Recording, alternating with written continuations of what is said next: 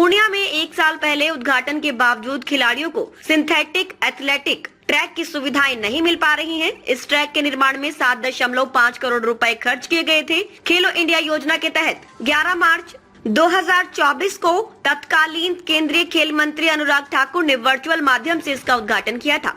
लेकिन अब ट्रैक की हालत ये है कि यहाँ लगे लाखों रुपए की एल्यूमिनियम पट्टियां, ट्रैक पाइप और अन्य खेल उपकरण चोरी हो गए हैं। उद्घाटन के बाद चुनावी सभाएं, बीपीएससी शिक्षकों के लिए नियुक्ति पत्र वितरण और स्वतंत्रता व गणतंत्र दिवस समारोह का आयोजन तो हुआ, लेकिन खेल आयोजनों में केवल राज्य स्तरीय विद्यालय एथलेटिक्स बालक अंडर 19 प्रतियोगिता का आयोजन हो सका। इसके अलावा पिछले साल राज्य जूनियर सीनियर एथलेटिक्स की मेजबानी सिंथेटिक एथलेटिक ट्रैक की खराब स्थिति के कारण पूर्णिया से चली गई।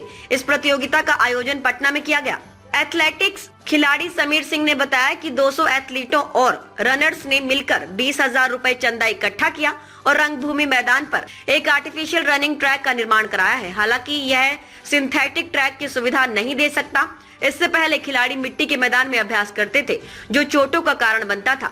इंदिरा गांधी स्टेडियम में बने 29,127.34 मीटर स्क्वायर क्षेत्रफल के सिंथेटिक एथलेटिक ट्रैक में 200, 400, 800 और 1600 मीटर की दौड़ें, साथ ही बाधा दौड़ का आयोजन भी किया जाना था। इस ट्रैक पर राष्ट्रीय स्तर के एथलीट्स के दौड़ने का दावा किया गया था, लेकिन ट्रैक की बदहाली ने इन सपनों को अधूरा छोड़ दिया है। स्टेट जूनियर सीनियर एथलेटिक्स की मेजबानी न मिलने के बाद पूर्णिया विश्वविद्यालय ने अपनी चुप्पी तोड़ी और ट्रैक की स्थिति के लिए लोकसभा चुनाव के दौरान स्टेडियम में बने हेलीपैड और पोल को जिम्मेदार ठहराया। वहीं खेल विभाग ने एथलेटिक्स ट्रैक को पूर्णिया विश्वविद्यालय की संपत्ति मानते हुए अपनी जिम्मेदारी से मुंह मोड़ लिया।